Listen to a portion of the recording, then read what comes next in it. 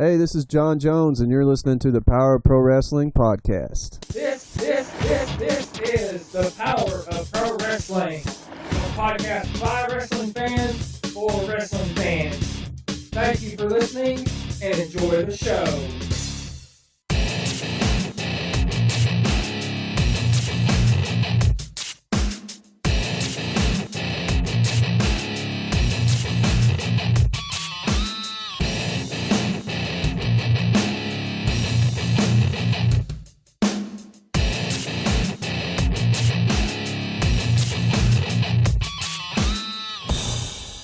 And welcome to a very special Roadblock prediction show for the Power Pro Wrestling podcast. This is your host, Robert Rad, and for this very special prediction show, I am joined by the incomparable Joe. How you doing, Joe? I'm doing fine, Robert. How about you? I'm doing okay. So for this prediction show, we're going to be talking about Roadblock 2016. We've got 6 matches that are actually going to be on the pay-per-view. If you've listened to the show before, or if you're a first-time listener, we only cover what happens on the pay-per-view, so we're not going to be talking about the Rusev and Big Cass match. So we won't be giving our predictions on that. Also, if you like what you hear, feel free to support us on Patreon. The link will be in the description below on SoundCloud, soundcloud.com/BPWP. If you go to the website and listen to it that way, you will see all the links for our social media accounts in the Patreon, which will tell you where we can find us here at the end of the show. But enough of me rambling. Let's get right to it. Let's start with the non-title matches because that's how I like to start these shows. And once again, if you're a first-time listener, we always do the non-title stuff, and then we get into the title matches. So we have the 10-minute time limit match that is between Braun Strowman and Sami Zayn. First off, how do you like the build-up to this match? Do you like the dynamic going on between Sami Zayn and Braun Strowman? I mean, what are your thoughts on this show? I like the build up because it's like, Braun Strowman, he's been the bigger, taller guy and, the most powerful guy compared to a little guy like Sami Zayn. So it's like, David and Goliath type match. And then they kind of did a good job of intensifying this rivalry in a way with the whole trade between, Raw and SmackDown, with Sami Zayn threatening to leave Raw to go to SmackDown if he doesn't get his match with Braun Strowman. So I kind of like the build up to this match. Awesome. I've kind of enjoyed it as well. I do kind of like that they've built the story in here about how Sami Zayn is wanting to fight Braun Strowman, because since pretty much the brand split off and on, you've pretty much had him beating up enhancement talent or jobbers or whatever term you want to use, and you've not really given him a feud yet until this whole Sami Zayn. And I like this dynamic of Sami Zayn's like, I'll take him on. I don't care how big he is, stuff like that. So I like that. And I like you brought up the fact of how he's kept demanding this match and how he's been denied by Mick Foley getting this match, and he's just now on Raw this past Monday night. He officially got the match. So did you like kind of the dynamic there with Mick Foley saying, okay, we'll trade you? Like, what were your thoughts on that? I thought, it's brilliant. I mean, Sami Zayn's been demanding this match for a long time, and and he's been threatening to leave Raw to go to SmackDown. And Mick Foley said, you know what, I give you the match. And, show me what you got, and we're going to finally get to see it this weekend on Roadblock. Okay, so that leads us to our actual prediction for the match. Do you think Sami Zayn will win this match? Do you think he'll last 10 minutes? Do you think Braun will beat him quickly in a minute or two? Just what's your thoughts there? What's your prediction? As much as it looks on paper that, the way it looks on paper, Braun Strowman has the advantage with the powerness and the strength. But as for Sami Zayn, he has the quickness and the speed, and I believe that within 10 minutes, Sami Zayn will beat Strowman with a pinfall. Ooh, that's a very bold prediction, and it's predictions like that will win you money if you play Wrestle Rumble. Yeah, I'm cheap plugging, WrestleRumble.com. If you play, you can win some cash. I believe first prize is $300, not as much as normal, but still go check it out. That's my plug. But my prediction, Sami Zayn, I don't think is going to pin Braun Strowman. I think he's going to endure the 10 minutes. I think he's pretty much going to have his head handed to him on a silver platter or whatever you want to say, and he's just going to last. This match, I think, is about Sami Zayn just surviving and not necessarily beating Braun Strowman. It's proving that he can last, he can hang, he's not just an underdog, he's just as tough as anybody else, and he can go. So that's where I think this goes. I don't think we see a pinfall, like I said, but I do think Sami Zayn can last the 10 minutes. I don't think he's going to be the running around the ring, just kind of getting through the match. I think there's going to be some actual physicality to it. So I think Sami Zayn will at least last the 10 minutes. Let's move on to our next match, and it is between Chris Jericho and Seth Rollins. So, how do you like the build-up between these two? Do you like the dynamic that's going on between the Jerichos and Rollins? What's your thoughts there? To be honest with you, Robert, I kind of liked it at the beginning, but it kind of worn out eventually because, Seth Rollins kept on coming in and have this thing with Kevin Owens, and then Chris Jericho being Kevin Owens' best friend and trying to help his friend Kevin Owens to retain the title every time Kevin Owens defended against Seth Rollins.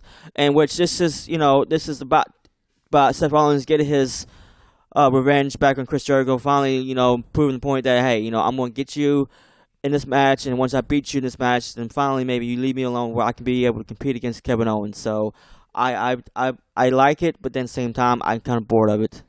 Okay.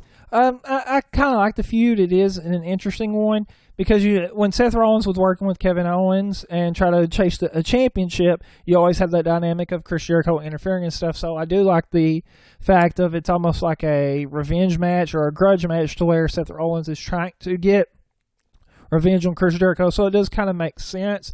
But my question to you, to kind of continue on with the conversation here, is do you feel this is just a filler match for Seth Rollins until it builds to Triple H showing up? Do you think we see Triple H showing up maybe this Sunday or at the pay-per-view? You know what? I believe so. I believe that, there's more in works with Seth Rollins down the stretch. This is just a filler match to get Chris Jericho, finally get that match of Chris Jericho, get it done and out of the way with, so Triple H has a chance to come in there, get the start of the rivalry between them two, which is already started, but really get it started for the road to WrestleMania, which is probably going to happen at WrestleMania.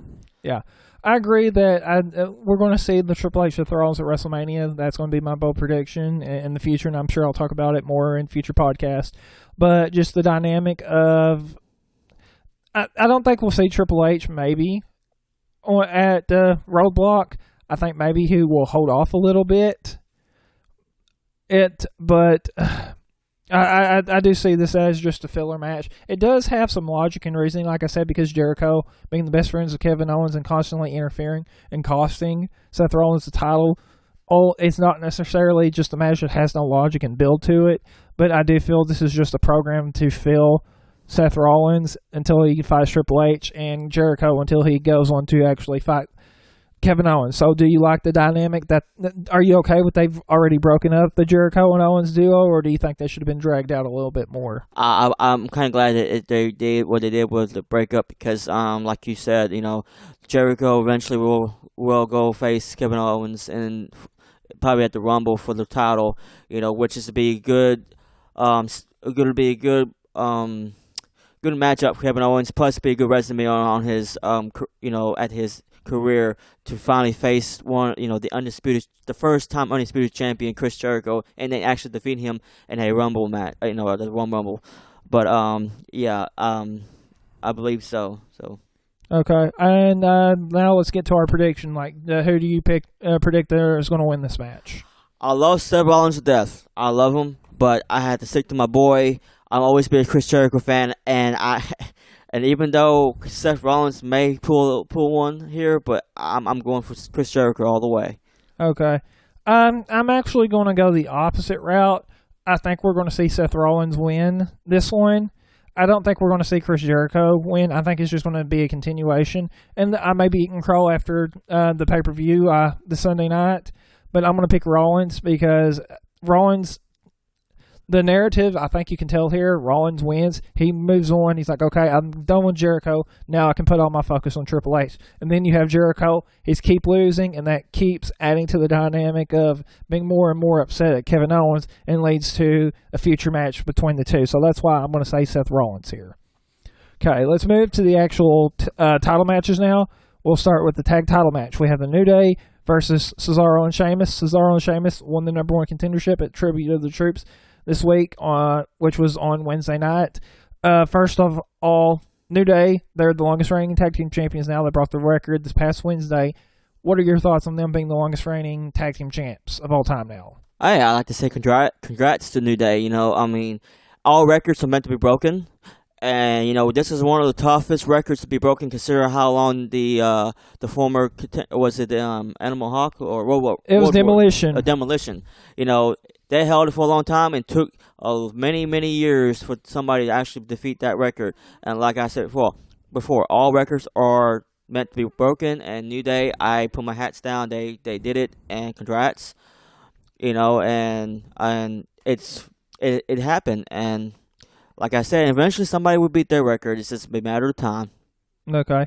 Are you now coming into Monday night? Did you think that they would break the record, considering they had a triple threat match? They won, and then at the end of the night, they had to have another triple threat match to win. Do you think they were going to break the record Monday night? As a competitive former wrestler myself, I would be crippled before I be pinned or submitted, because if I had worked my butt off all these times to achieve that goal, to finally get to that day of that where I'd be able to beat that record, I would not go down without a fight. And I believe they did the same way, where they would not go down without a fight, and they were determined to get that record broken, and they did it. Okay, yeah, I agree. I like that.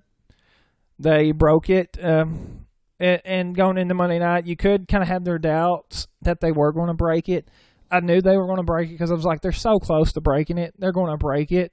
They kind of play with our expectations. Like, okay, maybe they are going to have them not break it. But then I was like, no, they're not really going to do that. I was like, New Day's going to win somehow. So I am glad that they won. Also, some controversy after they broke the record. Kofi tweeted out a picture of a lot of the champions, like the New Day being tag champ, Sasha being the women's champ, which we'll get into, Rich Swann being the cruiserweight champ, and they titled it Black Excellence. And it seemed to be controversial. I mean, what's your take on that? Did you find controversy in it?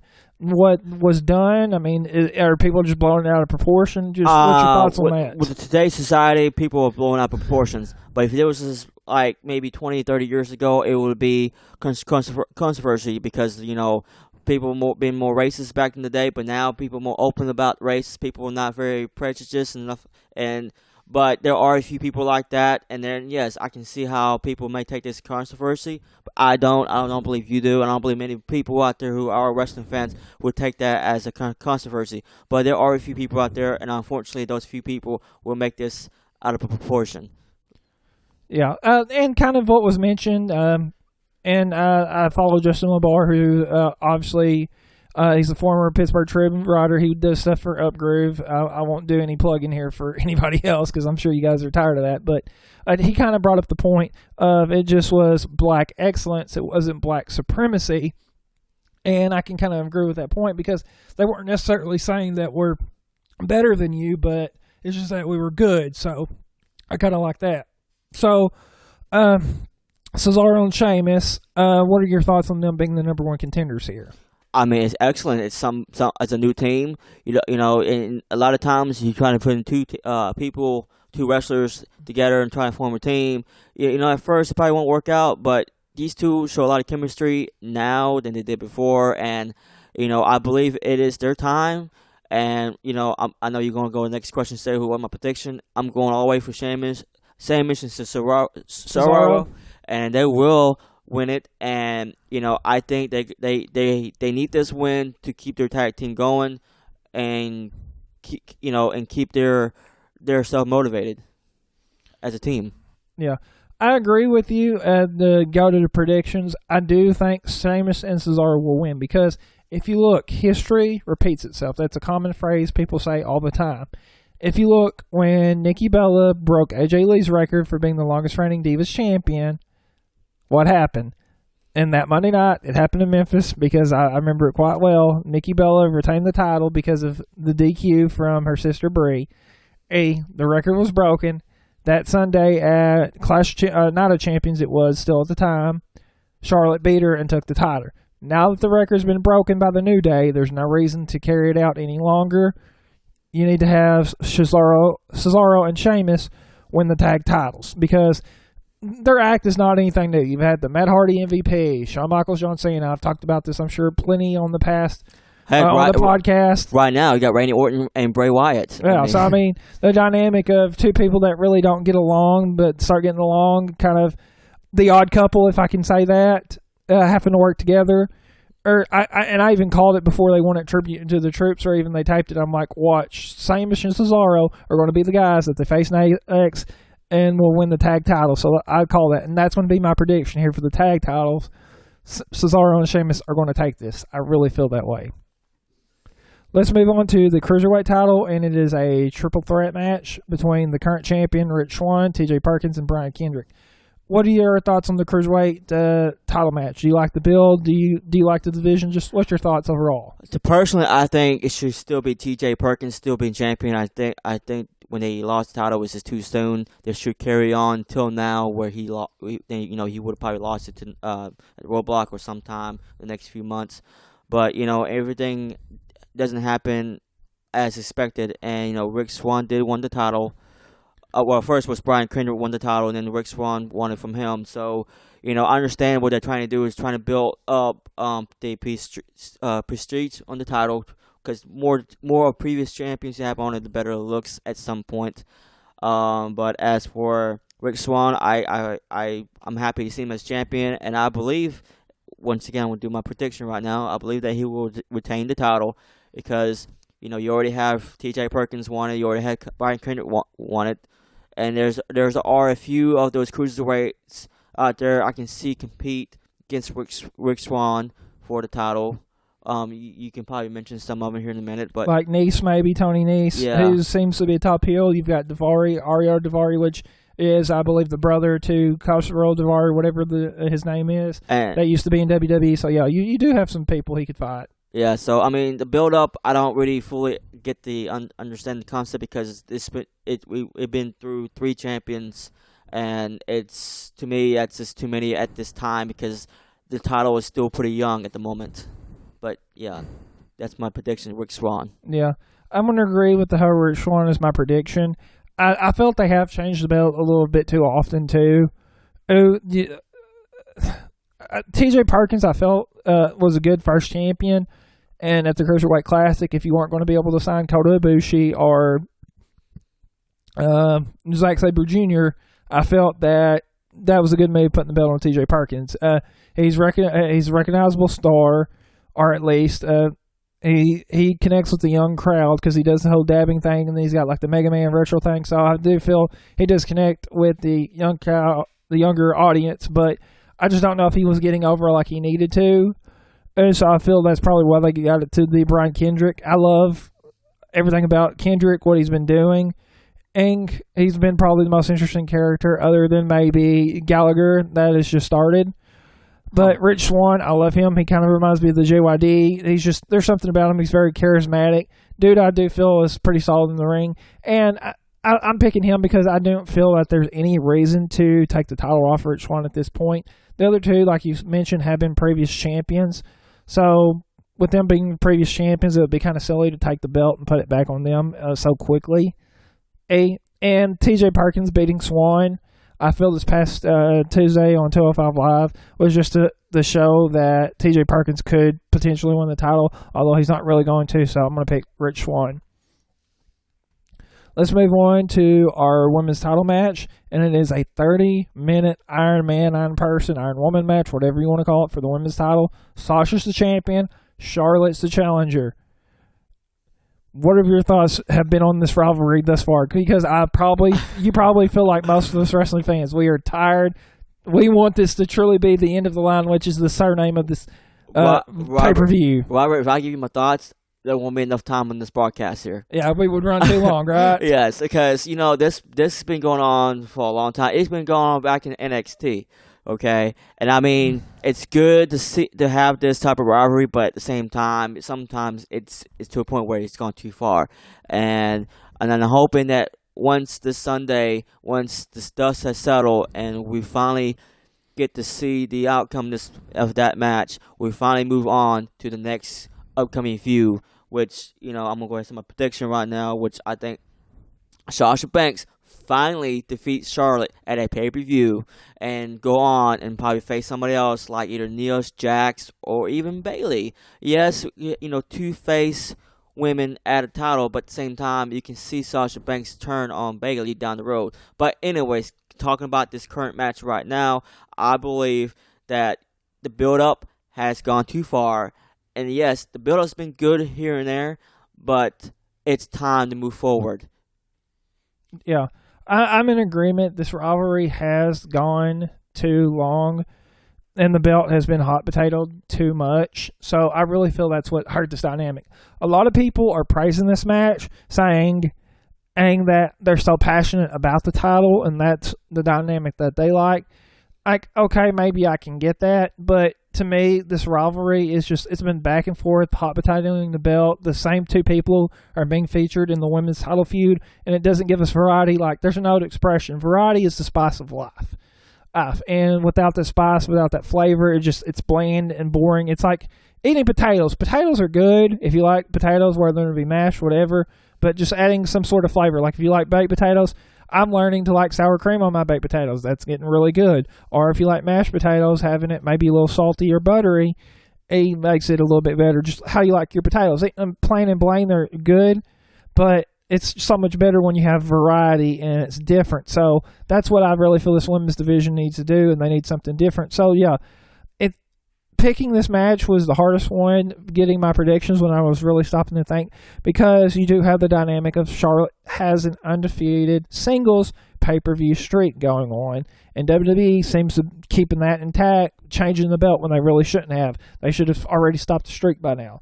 I'm hoping that they do stop the streak and they go Sasha Banks. I almost want to go Charlotte, but hopefully I don't regret this choice either. I'm going to pick Sasha Banks. And this can be the make it or break it if you play Wrestle Rumble, so I'm going to pick Sasha Banks.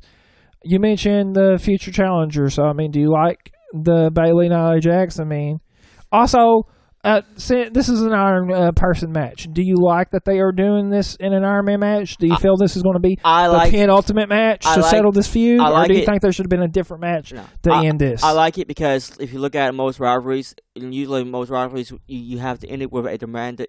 You can't just have a single match pinfall. You can't have it just a cage match. You've seen plenty of those. You don't see much of Iron Man match or Iron Women match. And, like the Bret Hart Shawn Michaels at the WrestleMania. Wasn't it WrestleMania? Yes, it was WrestleMania. Wait, 60 minutes. And that was a good dramatic match. And, for the last 30 minutes to see who's the better woman, because Sasha Banks might...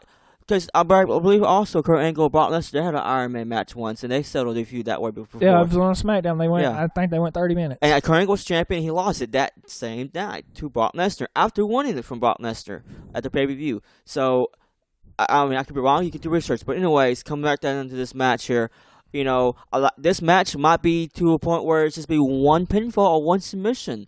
It may not be like 2 or 3 pinfalls to one person and maybe 4 pinfalls to that person. It may go down to like the Bret Hart and Shawn Michaels match where it could go down to the very, very last second before somebody gets a pinfall or a submission hold. So yes, I kind of like the Iron Women match because this is a very dramatic stipulation, and maybe the outcome comes to where they finally settle view and go forward to see what's next for both competitors.